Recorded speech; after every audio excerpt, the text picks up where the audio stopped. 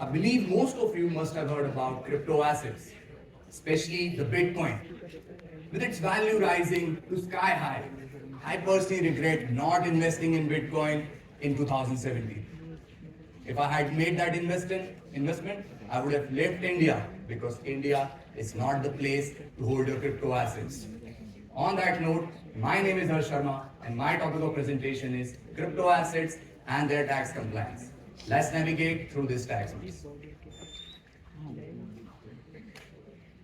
The global market cap of cryptocurrencies is about 3.5 trillion US dollars. That's about the size of the Indian GDP. And according to a UN trade report, 7.3% of Indians hold crypto assets. With this growth and acceptance, the Indian crypto market is aimed to be valued at about 15 billion US dollars. But why do I keep saying that India is not the place to hold your crypto assets? To understand that, we need to look at why P2P transactions are a threat to the government. There is no banker in a crypto transaction. These transactions have lower transaction costs and complete anonymity. And this anonymity can be used by tax dodgers and anti-social elements to do terrorist financing and even tax evasion. That's why OECD developed a comprehensive crypto asset reporting framework which forms as the fundamental basis for amendments in Prevention of Money Laundering Act, Companies Act, and even the Income Tax Act. So let's jump into the Income Tax Act. Starting off with the definition of virtual digital assets. The definition of VDA is very vast. It starts off with any code, any number, any token which is generated through cryptography and has a digital representation of value which can be traded online, stored, or transferred. The definition is so vast, we should look at the exclusions. The exclusions include, first, Indian and foreign currencies. The government makes it clear that cryptos are not your legal tender. Second exclusion is an NFT which allows for transfer of the underlying tangible asset. And the third exclusion is quite important. Vouchers or points which can be used to avail discounts like your Google Pay or your credit app and even your credit cards. These discounts are also excluded because the definition would capture these two. It's a welcome move in my opinion. Let's look at the first taxing provision, an evil provision in my opinion. 115 BBH. It starts off as a non-obstante clause, sparing no one, not even non-residents. The taxable event here is the transfer of the virtual digital asset. The taxable amount is the amount of consideration less the cost of acquisition, with no other allowances or transaction costs being deductible. The rate is flat 30%, just like a lottery income. And you get any reliefs? None. You cannot carry forward losses, you cannot set off any losses, and you do not get a benefit of the slab rate either.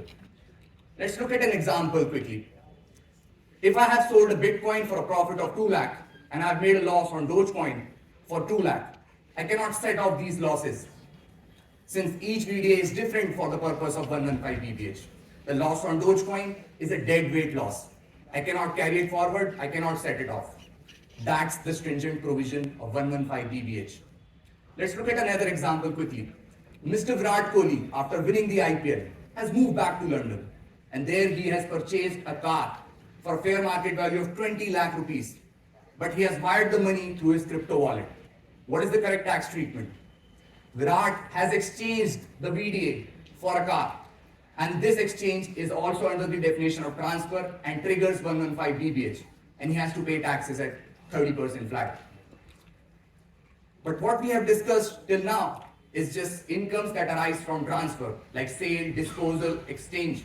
But there can be incomes which arise not from transfer, like derivatives, mining, forking, and even gifts. Yes, the definition of gifts was amended to include virtual digital assets. Implication being, gifts from your relatives and on your marriage are exempt, but not from others. This will also include airdrops and forking. An airdrop is simply a marketing stunt where a developer will give you some free coins for the sake of it. But forking is a bit technical one. Let's look at forking. It's like a demerger, where a company A splits into two and you have shares of both. In the same way, you happen to have the old coin and a new coin, which you have received without any consideration. The taxman assumes that these new coins are your income, and you must offer them for taxation under gift tax at your slab rate, not at 30%. And this fair market value will become your cost of acquisition. Let's quickly run through an example to understand it better. Imagine you have 15 bitcoins, you sleep overnight, the gods of Bitcoin, they bless you with 15 new Bitcoin cash. These Bitcoins cash are provided to you without any consideration. These will be considered as gifts. You must offer them for taxation under other sources. And subsequently, if you transfer them, you will trigger 115 BBH and you will be taxed at the incremental value. This is the crypto transaction. Let's look at another gifting. Mr. Z is going through some medical problems. He has started a keto fundraiser for himself. Mr. X, who is a generous guy, like Mr. Beast, has donated some VDA to Mr. Z. What will be the correct tax treatment? Mr. Z has received these virtual digital assets without any consideration. So these will be gifts for Mr. Z. But what about Mr. X? He's done a noble job. But this extinguishment of right in the digital asset also triggers transfer. And he will be taxed under 115 BBH. And that's why I call it an evil section. But had Mr. Z paid in consideration for the same, he would be required to deduct TDS under 194S. Let's look at the TDS section very quickly. It is required to deduct TDS on payment of transfer of VDA. And even if an NR is paying an amount to a resident, he has to deduct TDS at 1%. The limit here is 50,000 and 10,000. 50,000 for specified persons. The specified person here is a small taxpayer who is an individual or an HUF without any PGBP income or less than 1 crore of turnover or less than 50 lakhs of professional receipts. Let's run through an example to understand it better. Mr. A, who is an individual with a business turnover of less than 1 crore, has made a payment of 47,000. Is he a specified person? Yes, since he has less than 1 crore of turnover, so the TDS is not applicable on this. Looking at another transaction, Mr. B, who is an individual with the professional receipts of 55 lakhs. Is he a specified person? No. So the limit is 10,000 and he has made a payment of 11,000. He has to deduct 1% TDS on this transaction. Messrs. ABC is a firm. Can they be a specified person? No. So the limit is naturally 10,000. But they have not breached the same, so the TDS is not applicable. These TDS sections are quite complicated with the inclusion of a broker, an exchange platform, and a payment gateway. CBDT has introduced 2 circulars to aid this complexity, but there are still some emerging disputes, starting off with the classification challenge.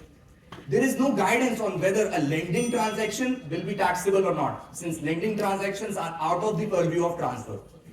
And there is no official definition of mining, staking, forking. The Indian tax authorities are really falling behind in creating a comprehensive taxation regime for these type of transactions. Valuation is always a challenge in our profession. But fair market value of a crypto asset in a barter transaction, like that Virat Kohli example, is quite difficult in reality. There is also no guidance on how to determine the cost of acquisition, whether to use a weighted average cost method, or a FIFO method, or a LIFO method. Another problem which a lot of individuals face is the record keeping. There is a constant rise and fall of crypto exchanges, due to which the individuals, they lose their records.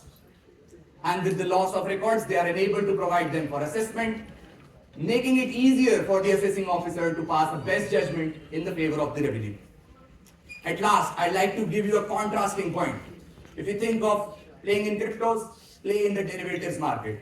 Since the transactions on the derivatives market of crypto are speculative income, at least you can carry forward the losses for 4 years. Whereas you can't do it when you are trading crypto. That's the taxing provisions of cryptocurrencies. At last, I hope you don't let the taxman mine your gains. Thank you.